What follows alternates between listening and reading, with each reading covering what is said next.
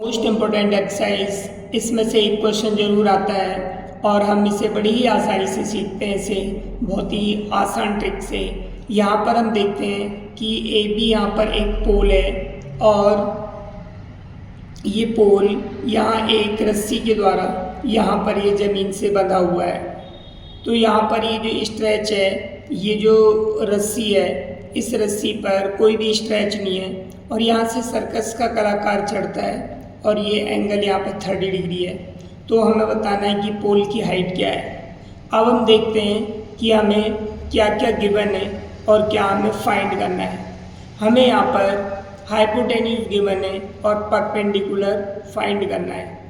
तो in right triangle A B C, तो हमें गिवन क्या है यहाँ पर, ये हमारा नोन है और ये हमारा अननोन है। ए बी हमारा अननोन है, तो हम लिखेंगे यहाँ पर perpendicular upon hypotenuse, perpendicular upon hypotenuse. Perpendicular upon hypotenuse किसका फॉर्मूला होता है? ये होता है साइन थीटा का फॉर्मूला। तो यहाँ पे हम साइन थीटा का फॉर्मूला यूज करेंगे। साइन थीटा की वैल्यू हमें यहाँ पर 30 डिग्री दी है और हमारा परपेंडिकुलर ए बी हमें फाइंड करना है और ये हमारा यहाँ पे 20 मीटर दे रखा है। साइन 30 की वैल्यू 1/2 होती है। ए बी हमें हाइट निकालनी है इसकी, ये 20। तो ए बी इक्वल टू हो जाएगा हमारा 20/2 इक्वल टू 10 मीटर। तो जो पोल की हाइट है वो हमारी कितनी होगी? 10 मीटर होगी। इस तरह से हमारा पहला क्वेश्चन हुआ। अब हमारा ये सेकंड क्वेश्चन है। इस सेकंड क्वेश्चन में ये ए बी एक पेड़ है और पेड़ जो है हवा आने से या किसी भी कारण से यहाँ से टूट जाता है और टूट करके ये वाला जो हिस्सा है, ऊपर वाला हिस्सा ज़मीन को छूता है। तो ये वाली जो हाइट होगी ए डी बराबर किसके होगी? सी डी की। ये वाली हाइट आपस में दोनों बराबर होगी। अब हमें यहाँ पर इस पेड़ की टोटल हाइट फाइंड करनी है। अगर हम पेड़ की ये वाली हाइट और ये वाली हाइट मालूम कर लें तो हमें पेड़ की टोटल ऊंचाई पता चल जाएगी। तो हम क्या ये वाली जो हाइट है वो इसके बराबर होगी, तो इसीलिए हम सबसे पहले इस सी डी हाइट को मालूम करते हैं। तो हम लिखेंगे यहाँ पर हमें परपेंडिकुलर फाइंड करना है, हाइपोटेन्यूज फाइंड करना है और बेस दिया है। तो base upon hypotenuse, base upon hypotenuse क्या होता है हमारा? Cos theta. यहाँ पे लिखेंगे in right triangle D B C, ये हमने राइट ट्रायंगल ले लिया। Cos theta is equal to base upon hypotenuse.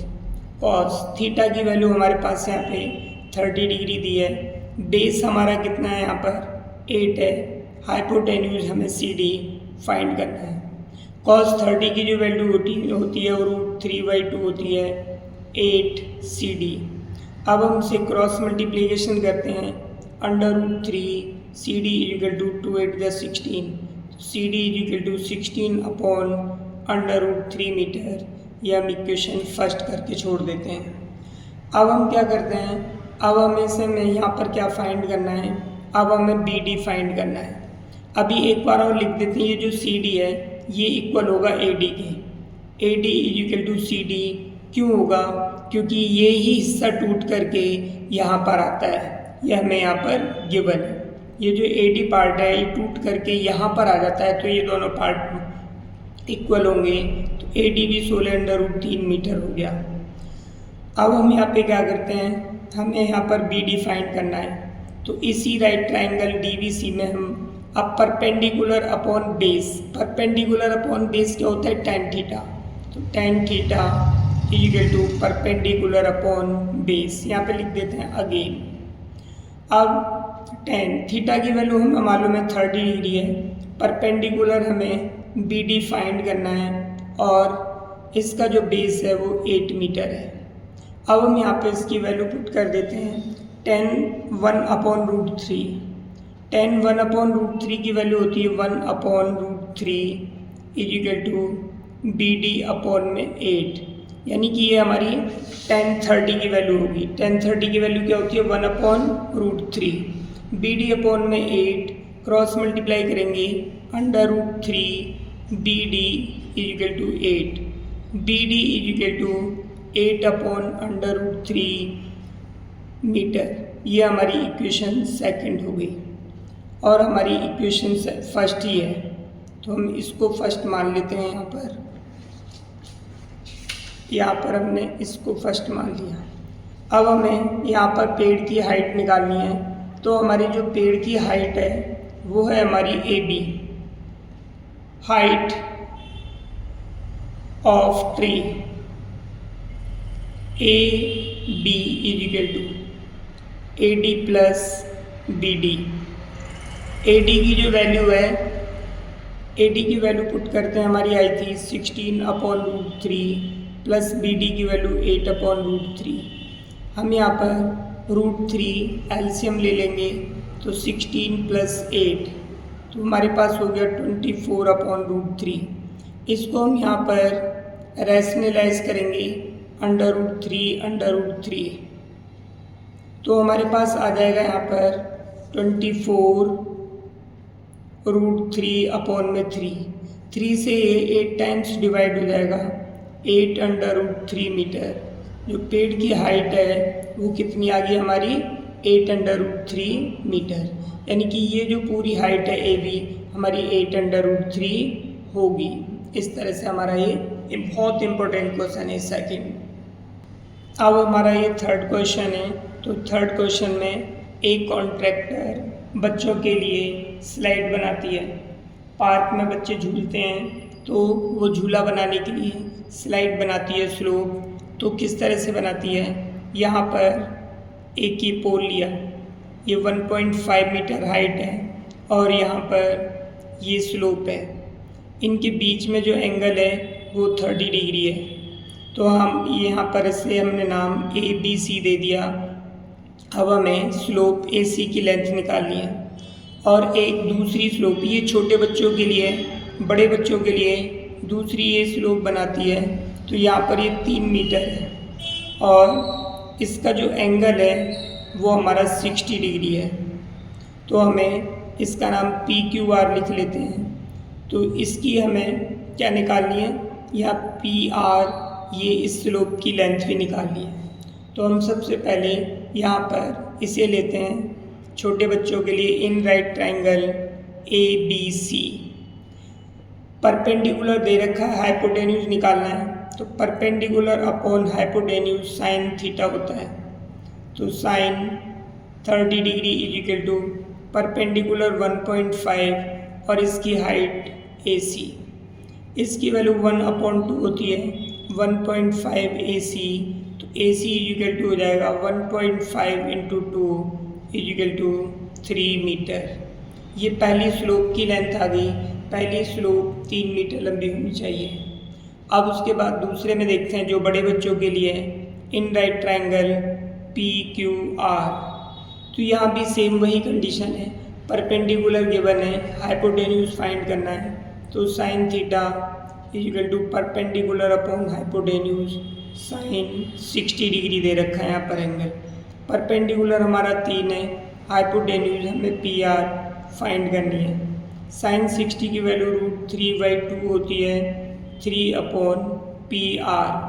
Cross multiplication करेंगे √3 PR equal to 3 × 2, PR equal to 3 × 2/√3। अब ये जो √3 है, इससे इस 3 को डिवाइड कर सकते हैं, ये √3 टाइम्स कट जाएगा। तो PR इजिकल टू 2/√3 मीटर। ये दूसरी स्लोप की लेंथ आ गई, ये इसका आंसर हो गया और एक ये आंसर यहाँ पर ये आ गया। तो इस तरह से हमारा थर्ड क्वेश्चन हुआ। अब हम करते हैं इसका फोर्थ क्वेश्चन, करते हैं इसका फोर्थ क्वेश्चन। इस क्वेश्चन में हमें AB यहाँ पर एक हाइट है ये, और ये पोल है, और यहाँ पर ये इस तरह से AC, इसके साथ में 30 डिग्री का एंगल बन रहा है, और इसकी पोल से लेकर के ज़मीन तक की जो लंबाई है C पॉइंट तक की वो 30 मीटर है। तो यहाँ पे हमें क्या करना है, ये ए बी जो दे रखी है हमारी, ये टावर है, तो टावर से लेके यहाँ तक की डिस्टेंस 30 मीटर है। तो हम लिखेंगे in right triangle A B C. तो यहाँ पर हमें हाइट फाइंड करनी है और बेस गिवन है, तो perpendicular upon base tan theta का फॉर्मूला यूज होगा। Perpendicular upon base, tan theta की वैल्यू हमारे पास 30 डिग्री है, परपेंडिकुलर हमारा h है और बेस हमारा 30 मीटर है। अब यहाँ से tan 30 की वैल्यू 1/√3 होती है p/30। तो यहाँ पर ये हमारा जो p है वो h है, यानी कि हाइट। अब यहाँ से हम √3h = 30, h बराबर हो जाएगा 30/√3। हम इसे रैशनलाइज कर लेते हैं, h = 30/√3, √3/√3, 30/√3 में इसको इससे मल्टीप्लाई करेंगे, √3 को √3 हो जाएगा, 3 10 जा 30, तो 10/√3 मीटर। यानी कि यहाँ पर जो ये टावर है ए बी, इसकी जो लेंथ होगी वो 10/√3 मीटर होगी। इस 5th क्वेश्चन में यहाँ पर 60 मीटर की ऊंचाई पर यहाँ पर कोई पतंग उड़ रही है और यहाँ ये ज़मीन के साथ में यहाँ पर ये इसकी डोरी है। डोरी में कोई भी स्लेक नहीं है, यानी कि स्ट्रिंग, ये जो स्ट्रिंग है इसमें कोई भी झोल नहीं है, कह सकते हैं ये पूरी खिंची हुई है, तनी हुई है। अब यहाँ पर जो ये ज़मीन के साथ में जो एंगल बनाती है वो एंगल दे रखा है हमें 60 डिग्री। तो हमें इसमें फाइंड करना है, find the length of string, इसकी लेंथ मालूम करनी है। तो हम इसका नाम ABC रख दिया, हमें AC फाइंड करनी है। तो लिखेंगे इन राइट ट्रायंगल ABC। तो यहाँ पर हमें ये दे रखा है परपेंडिकुलर, हाइपोटेन्यूज मालूम करना है, तो साइन थीटा का फॉर्मूला यूज करेंगे, perpendicular upon hypotenuse. Sine theta की वैल्यू 60 डिग्री है, परपेंडिकुलर इसका 60 है, हाइट इसकी जो हाइपोटेन्यूज है इसका AC है। Sign 60/√3/2 = 60/AC। क्रॉस मल्टीप्लाई करेंगे, √3AC = 60 × 2, AC = 60 × 2/√3।